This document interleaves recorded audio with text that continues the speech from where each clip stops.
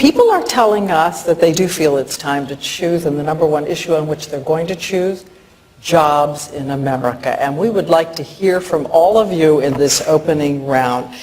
And the question is this: what is your distinguishing idea, distinguishing from all of the others on this stage, about how to create jobs in this country, how to bring jobs back from overseas, and if you will, how many jobs do you think you can create, and how long will that take? Senator Santorum. Well, I was just down in Fremont County, which is down in the far southwest corner of the state, and they just lost about a couple hundred jobs at a Conagra plant down there. And Governor Branstad and Lieutenant Governor Reynolds understand. That's why they asked us to have a forum here in Pella a few weeks ago on manufacturing. They understand that the heartland of America is suffering because the manufacturing economy of this country continues to go down. We used to have 21% of the people employed in this country in manufacturing. It's now 9%, and it hurts disproportionately small town and rural America. So what I learned from traveling around Iowa is we had to get a plan together to revitalize manufacturing. So I took the corporate tax not to 12%, I zeroed it out for all manufacturers. We want manufacturing, we want Made in the USA to be the moniker under my administration.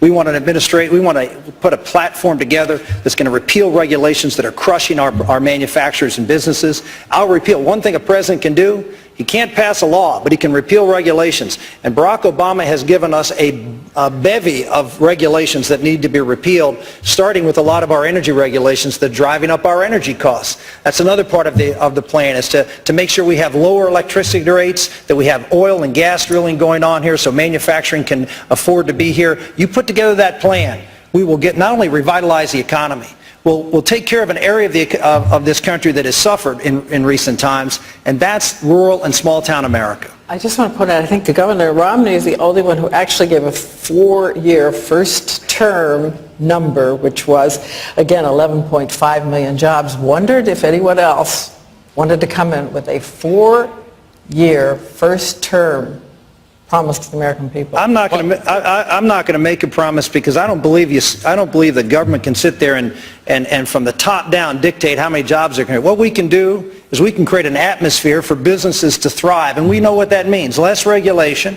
regulation that works for businesses, taxation that makes us competitive, a litigation environment that makes us competitive. You create the platform, you create that petri dish, you'll get lots of things growing there, and I don't need some government bean counter to tell us we've got the right program to be able to create jobs in this country. I want to move on, if I can, to another question which represents some of the urgent and tough choices presidents have to make, because this one is coming up soon, December 31st, and it is the payroll tax cut.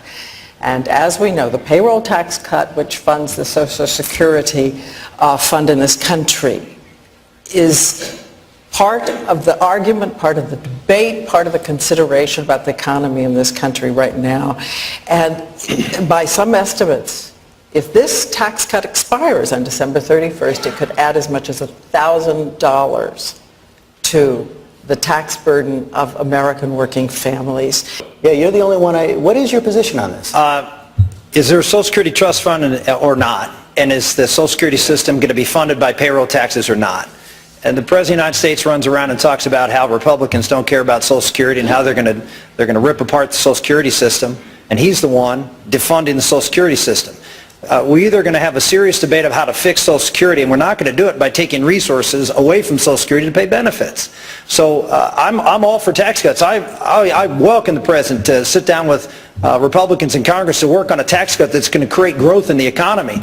But to take the Social Security Trust Fund that is so sacrosanct to the Democrats when it comes to election time, and then to use that as a tax and then try to beat up Republicans for not supporting a tax cut is absurd. You either care about Social Security and you want to fund it, or you don't. As I said, I do want to broaden this out. And all of you have been debating for the past several months two big questions through this nomination fight. Who is the most consistent conservative candidate among you, and which of you is best able to defeat President Obama? Senator.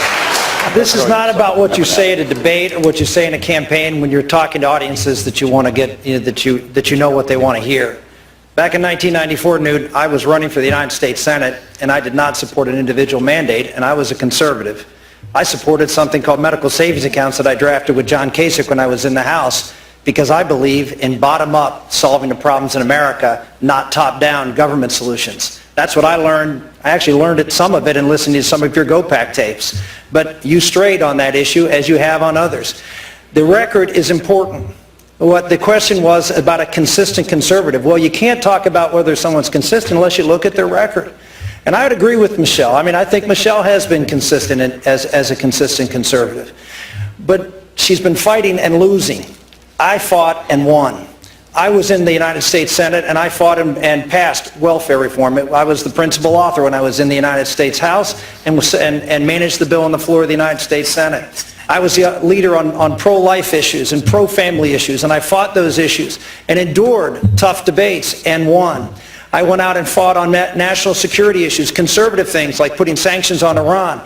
And again, the consistent track record of being there when good times and in bad, and I think you heard the difference. You're not going to hear them talk about all the positions I took and flip-flopped on. I was there, I led, and I won. And if you're looking for someone who can be a consistent conservative, and there's others on this platform, but who can lead the fight, win the issues, and plus win in states that are important for us to win elections like Pennsylvania. I referenced the differences between the two of us. I was in the minority in the House of Representatives too, and along with Jim Nussle from here in Iowa, we formed a group called the Gang of Seven, and we won.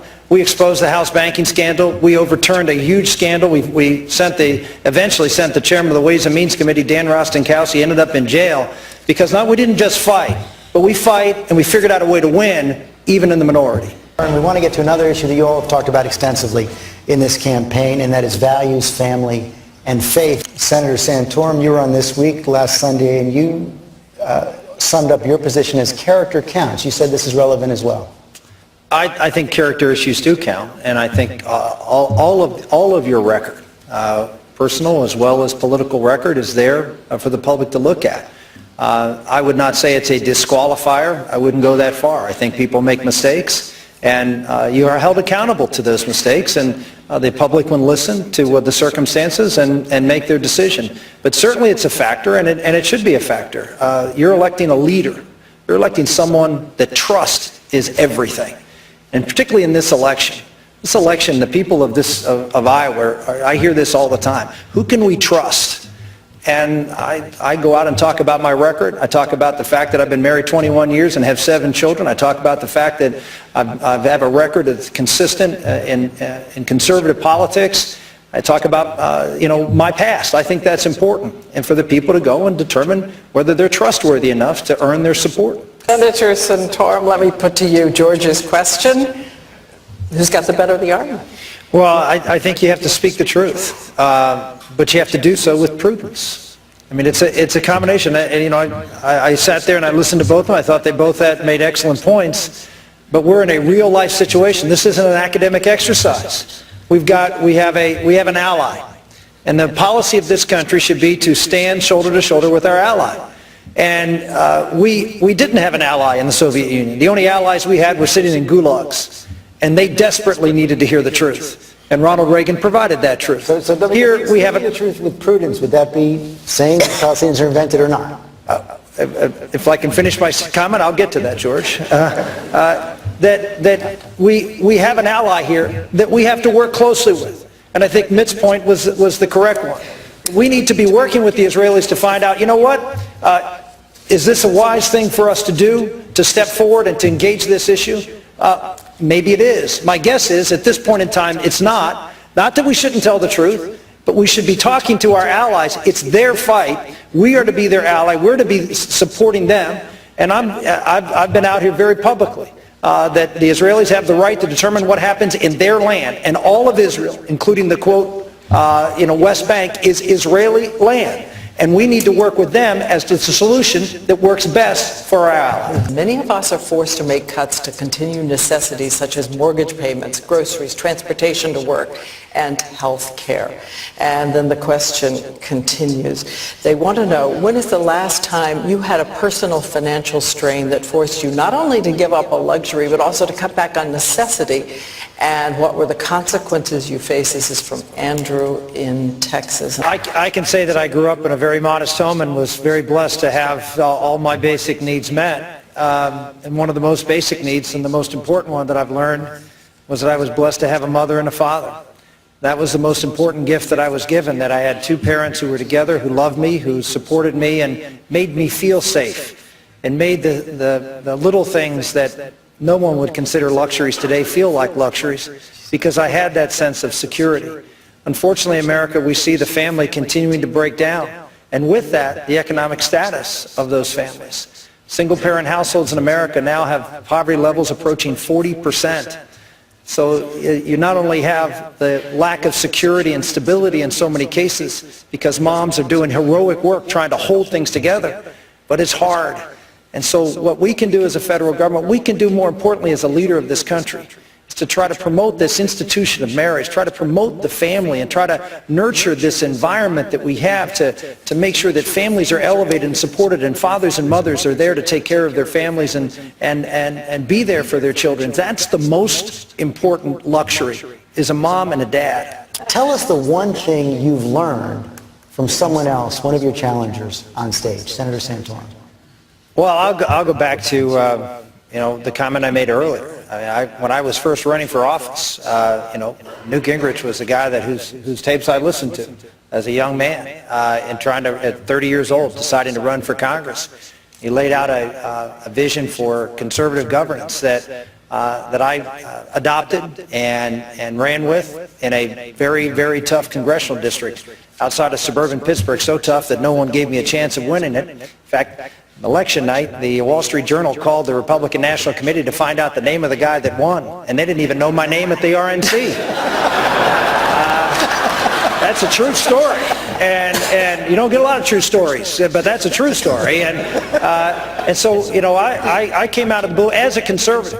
I think that's, again, the thing that distinguishes me. I've run as a conservative in a 60% Democratic district and won, in a 70% Democratic district and won, in a state of Pennsylvania with almost 1 million more Republicans and Democrats, and won. I defeated an incumbent and won again. And in a year that George Bush lost the election by 5, I won by 6. And I stuck by the conservative principles that Newt outlined in the late 80s. And they've always served me well. I've been a consistent conservative.